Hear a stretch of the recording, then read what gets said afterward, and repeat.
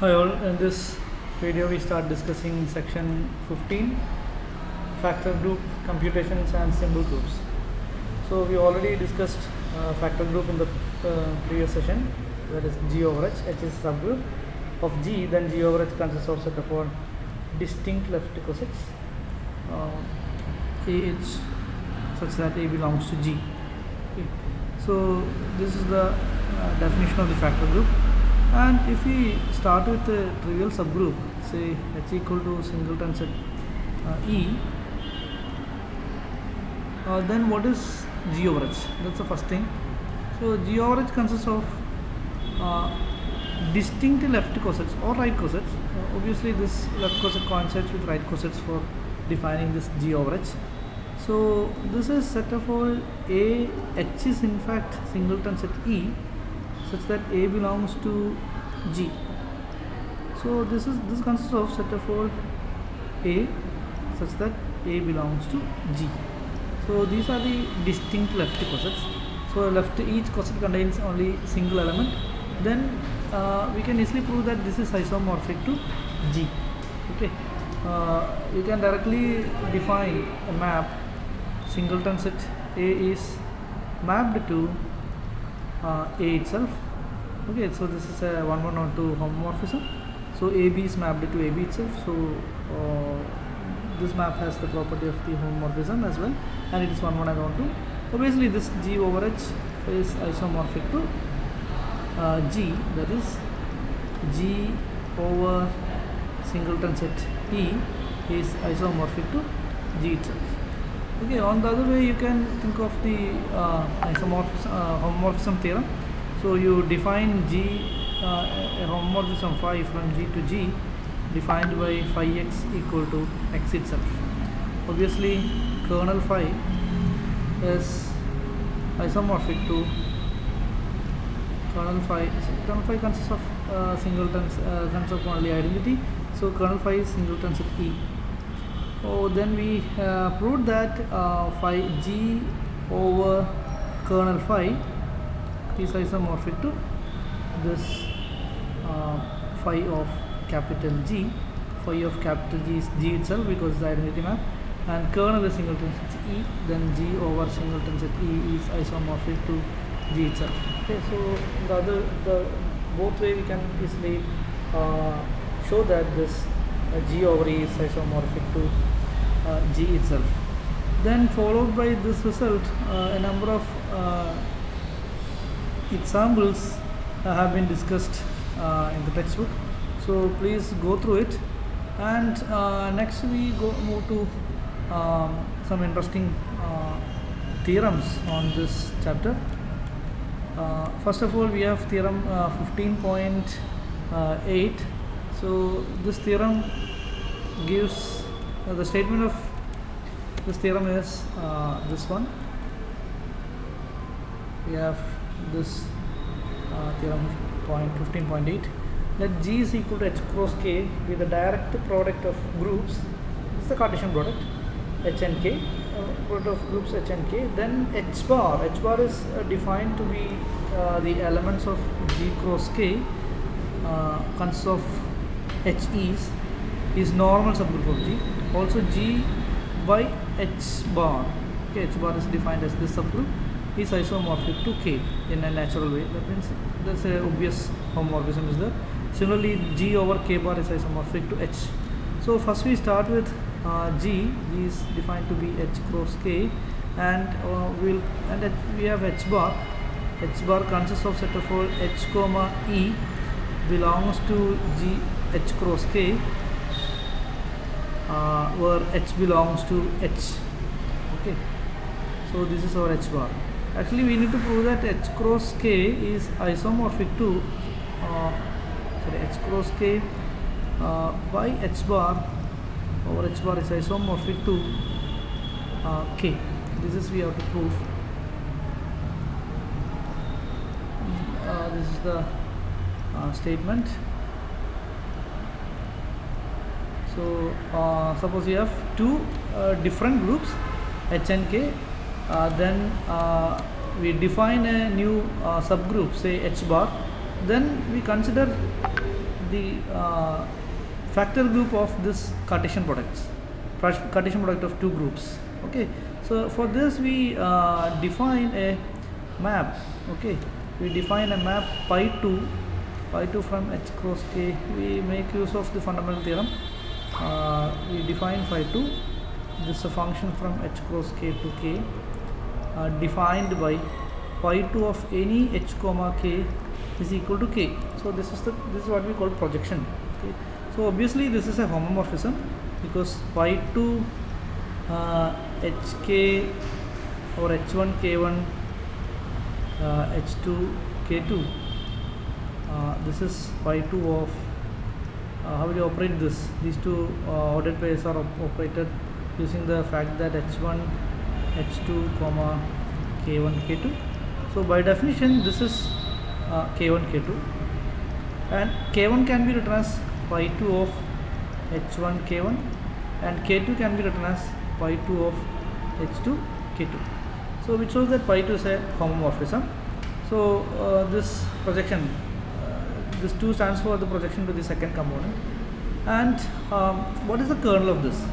What is kernel of pi2? Kernel of pi2 collects all hk belongs to h cross k such that pi2 of hk is identity. Okay, so pi2 of hk is identity. The identity is identity of k itself.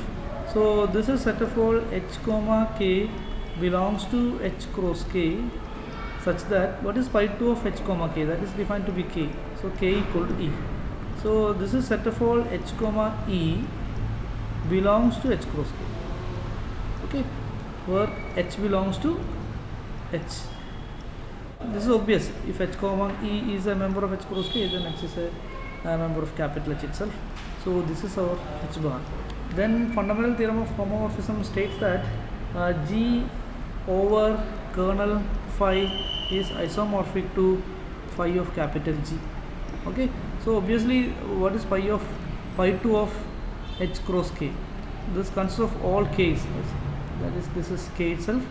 So we have G is h cross k, kernel is h bar, and it is isomorphic to k. So this shows the first part of the theorem.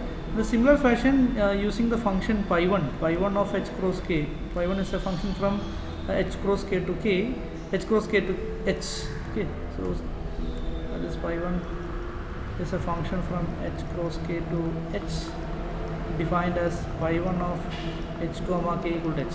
Using this function, you can easily prove that h cross k by k bar is isomorphic to h, which this shows theorem 15.8.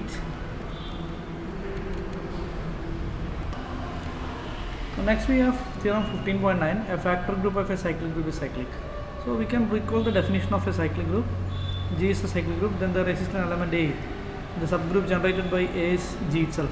So this A is considered as the generator of this G.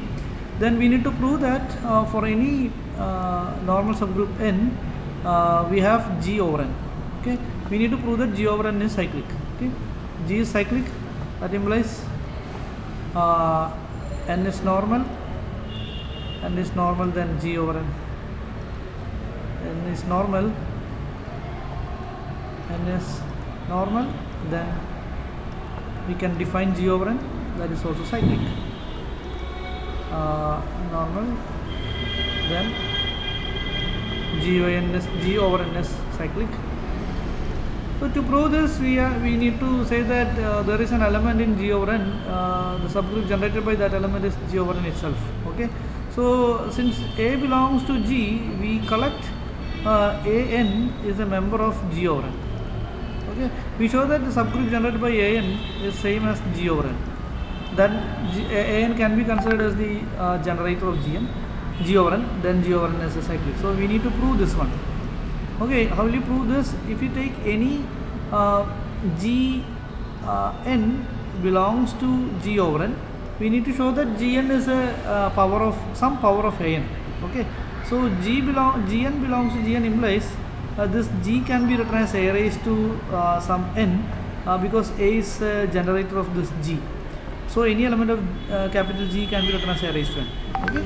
Then we can write this implies Gn is equal to a raised to n. This is a into etc. a n times n. So this is an etc. n times. Okay. So this is an raised to n, which shows that any element Gn can be written as an whole raised to n. So this shows that G over n is a cyclic group. So this proves theorem 15.9, that is cyclic group, factor group of a cyclic group is cyclic. Next we have a definition. A group is simple if it is non-trivial and it is non-trivial group, that is not single density, and has no proper non-trivial normal subgroup. That means for to explain this, we consider a group G. Obviously this is a non-trivial group, okay, and every group G has two subgroups. First one is trivial subgroup and second one is G. These two subgroups are always normal, okay, because if we consider this, then every left coset of this is same as corresponding right coset. If you consider G, then it has only one coset, so you need not worry about the coincidence of left and right cosets. So as these two are normal subgroups of every group G, then we search for the other normal subgroup of this group G other than these two. Okay, so the normal subgroup other than these two normal subgroups is called non-trivial. Suppose we have a normal subgroup like this. This is what we called non-trivial. This is not singleton set E, that is the meaning of non-triviality, and proper. Okay, proper means this is not equal to G. So if there is no such n exist for this group, okay, there is no non-trivial and proper normal subgroup, then it has only two. It has only two normal subgroups: singleton set E, singleton set E, and the group G itself. Okay, so this kind of groups are called simple group. Okay, a simple group should be a non-trivial group, and then obviously it has only two subgroups, normal subgroups. If you are sure that, then we can say that G is a normal subgroup. That means if G is a simple group. That is, if G is a simple group, then it has only two normal subgroups. There is no other normal subgroups are possible for simple group. So this is the definition given in the textbook after the theorem.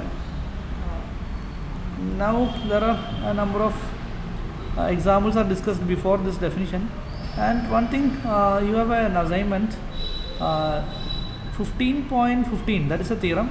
The proof is not given, but that is given in the exercise 39. Then please write this as the, or submit this as the assignment. So we have an assignment. This is your assignment, theorem 15.15. Okay, this is your assignment. Okay,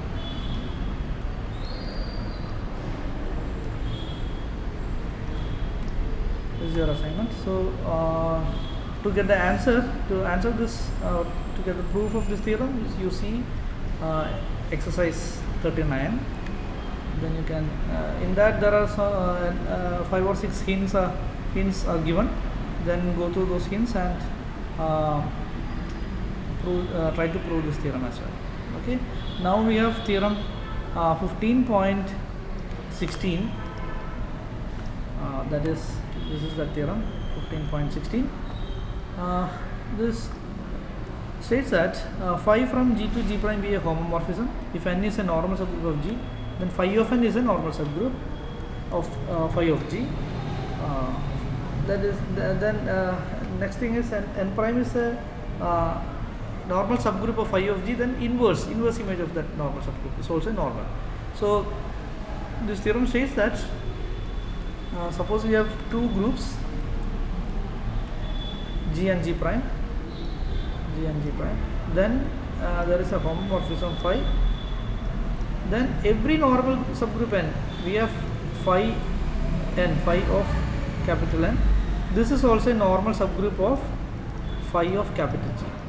First you have to prove that. And if you take any normal subgroup n prime of capital phi of capital G, then consider inverse image of uh, are in this inverse images are the elements of G, G prime, then phi inverse n prime. Okay, that is a subset of or subgroup of phi of G. We already proved that homomorphism maps subgroups to subgroup, and inverse image of a subgroup is subgroup itself. In this theorem, we need to prove the normality as well. So we start with n is a normal subgroup.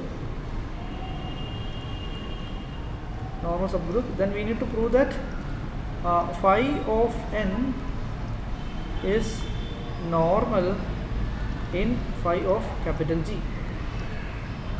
This we have to prove. Okay, so how will you prove that phi of n is normal in phi of G? So in order to prove a subgroup is normal, we collect the elements from the group. Okay, this is here the group is phi of G. Then we pick y belongs to phi of capital G, and some n belongs to or x belongs to phi of capital N. We need to show that or we need to evaluate y x y inverse. Okay, so y x y inverse, what is the form of y x y inverse? Since y is an element of phi of G, then y takes the form phi of some G, some element G. Then obviously inverse of that is phi of G whole inverse. Phi of G whole inverse is phi of G inverse, and x comes from phi of n. So x taken as phi of some n element of this capital N. So G belongs to G and n belongs to n. So for any y x y inverse takes this one. Now you consider what is the phi of this. This is G and G inverse. Because this phi is a homomorphism, you can write this as phi of some n1, because we know that n is a capital N is a normal subgroup. Then any G and G inverse is a member of n itself. So this is phi of n1, where n1 belongs to capital N. It shows that this obviously this is a member of phi of capital N. So if you choose any y from phi of G, x from phi of n, then y x phi inverse is also an element of phi of n. So this shows that this phi of n is a normal subgroup of phi of capital G. Now you start with n prime. N prime is a normal subgroup. The symbol is this one, normal subgroup of phi of capital G. Now you consider set of all inverse images of elements of n prime. So that is phi inverse of n prime. What is phi inverse of n prime? This collect all G belongs to G, obviously, such that phi of G is a member of n prime.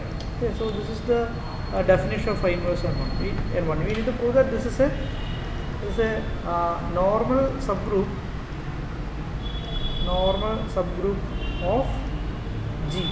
Okay, this we have to prove. So in order to prove that, we choose elements. I put the elements of this. This set as n, okay, n belongs to G, such that phi of n equal to phi of n is a member of n prime. This is the definition of inverse images of elements of n prime. Now we need to prove that we take G belongs to G and some n belongs to phi or n prime. I put it as that is n itself, and belongs to phi inverse of n prime. Okay, so we need to consider G and G inverse. Okay, so that is G and G inverse. How will you prove that this is a member of? We need to prove that this implies G and G inverse belongs to phi inverse n prime. This is what you have to prove. Okay, how will you prove this statement? In order to prove this, we need to find the image of this element G and G inverse, and we will prove this is a member of n prime. Then you can say that this is an element of phi inverse of. So just you just evaluate this one phi of G and G inverse. As this phi is a homomorphism, then this can be written as phi G, phi n, phi G inverse. Okay. Now this phi n, what is phi n? N comes from the set. Then phi n is a member of n prime itself. So this is phi g n prime phi g whole inverse. Obviously this is a member of phi of capital G, and this is a member of n prime. Then this is the inverse of that, and we assume that n prime is a normal subgroup. So obviously this is a member of n prime. Okay, so it shows that this phi inverse n prime is also a normal subgroup. Okay, this is the statement of the theorem. If every homomorphism phi maps a normal subgroups to a normal subgroup, and inverse image of every normal subgroup is again a normal subgroup. Okay.